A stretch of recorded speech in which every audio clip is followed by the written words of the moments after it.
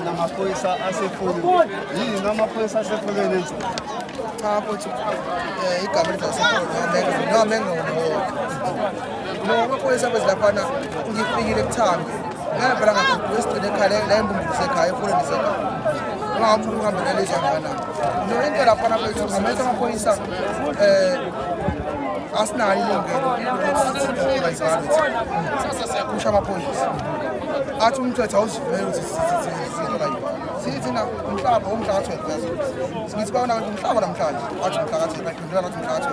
ngathi umhlaba 12 okay saswaninga nini lo umhlaba 12 sikubheka nje ukuthi kodwa kunetolo isavulile athi umthetho awuvumi ngithani nginika umthetho ukuthi ikore libe nesitolo lokushaya bona thina umthetho ngithi nginikeni umthetho ukuthi ikore libe nesitolo elishiya wana kana ngathi nando ngoba nina kaniphosa social media nani bakuthi nokho ngiwa phela nesebenza ngesiphila lokho lezi community nesidayisizwe kodwa amaphoyisa ngempela kodayisizwe ibona amaphoyisa ngempela kodayisizwe futhi ngempela umkhwanazi ngiyathanda baba la ukhona lokho uyilungisa ngempela ndabonisa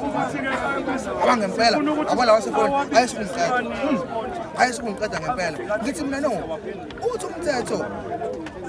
awukwazi ukufika wena la kulistore ufike kulistore bona ufika wenze into mina engingakwazi ukuyenza umthetho usho njalo bona ufike uzokwenza isipiliyoni esingakwazi ukusenza so ilonto ke iyona edale yazenza ukuthi ingabani benkulu bengaka phakathi kwami kwazi kwagcina ukuthi ngasiza ukuthi ngathi mina kayifowethu no ngoba ngiyabona ukuthi la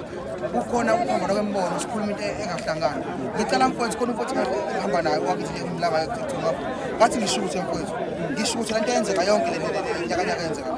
manje ngifuna ukuthi asakhuluma manje amaphoyisa asichapha sithi nami sisivuleleni isitolo lapha athi wona hayi umthetho awuvumi ukuthi ivalo itolo imuka umthetho othi ikore libe nesitolo la eSouth Africa awungicela ukuthi ubhale phansi umthetho awuthi ikore libe nesitolo wafanele lona lizofika lizongihlephula ubhozo lifaka ubhozo ukuthi akekho umuntu ofuna ukwazi ukufaka ubhozo mina onyaweni so kufanele ukuthi amaphoyisa ayandayisa kakhulu mfowethu ubona la kamaphutha into edala ukuthi ngikamaphutha ngize futhi ngihleli imashi kangaka lamaphutha iqhamuka kakhulu report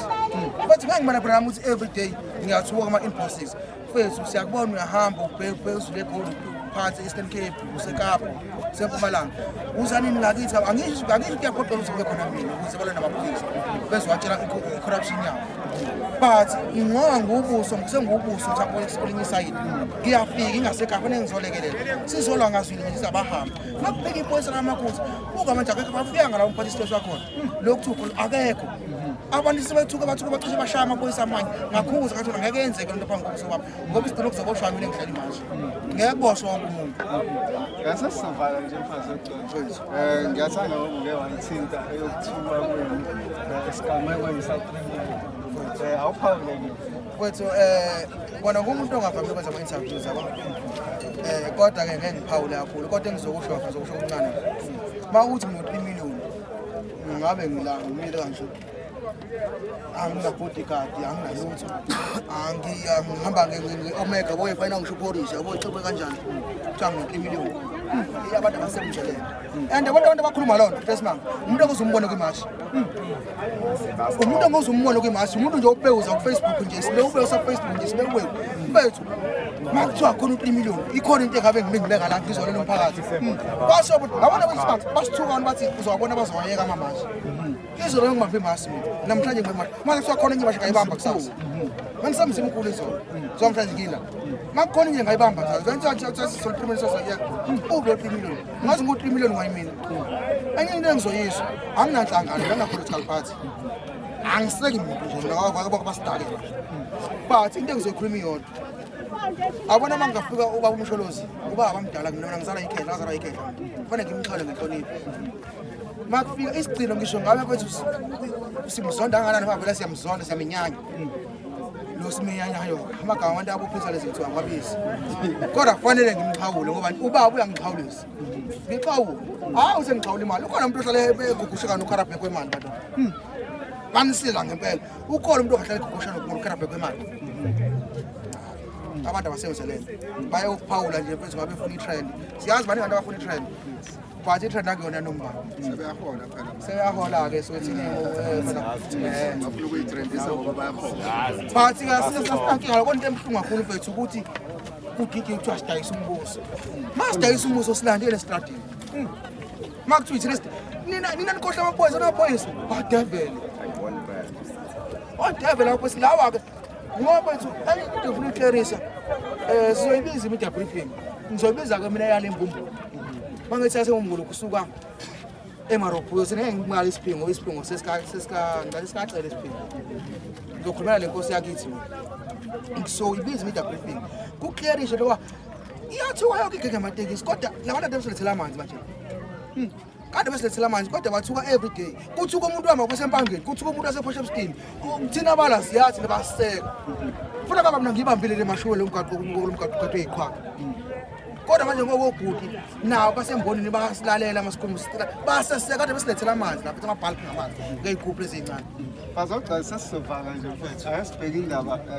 i-protection fee esayikhulunywe kakhulu ukuthi one of the reasons abantu besasekhona emalokishini ethu it because there's people that are protecting them thina phawula mfethu mhlawumbe ke ngoba ngaze angifuni ukuphala kakhulu into engingaze ngifike eminye ukuthi nayo imali protection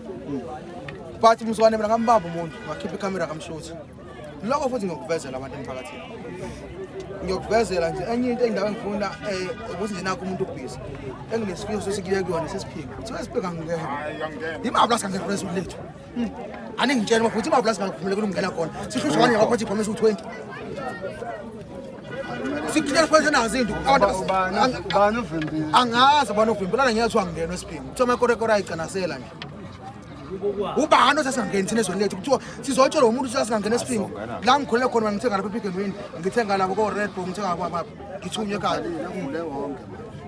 sekubathi ngicela athi bathi abantu hey aningamanungu masenyanyayo ukuthi South Africa singamanyanyayo hey abantu amanungu amakorekora futhi futhi ngcolile la khona kungcolile uzogada wena ukukushana esibhamu ujawula ukuthi ngcolile la kuyanuka uthubi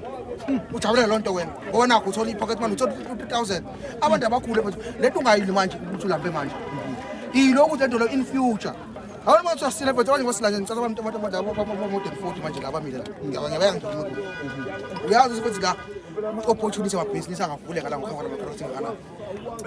uyakwazi lokho abantu abangabuka ukuthi mina ngihola 2000 ngokuthi ngiphathe isibhamu se-security ngigada abantu ukuthi ngasiluthe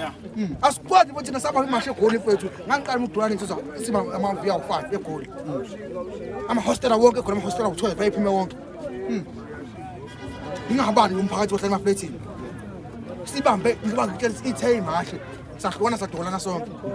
manje sifuna ngitshela singaluthi isibongo sincane nje igoli isikole singaphuma ngagoli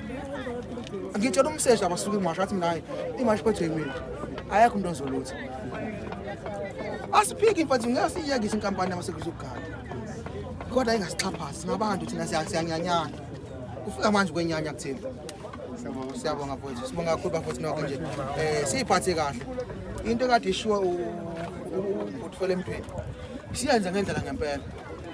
amaveni abanamaveni siyakuthutha ukudla bosi makuthi bathi asebongale warehouse yabo la bebeya khona mase bekuthatha ngamabhono emiyakuthatha khona sihlangene lokho ukuthi suthi akungabi imali akuphela ezohloniphayo itoba ihloniphi amasomala ahloniphi inatshela ihloniphi amazimbono nahambile bandla suthi imali akuphela esihloniphile ne-embassy yakhona ne-embassy yakhona uhulumeni uyasixhaphaza ingane inyanya ama-South Africans siyabonga by Friday angabi khona umuntu oyikhona amakhosi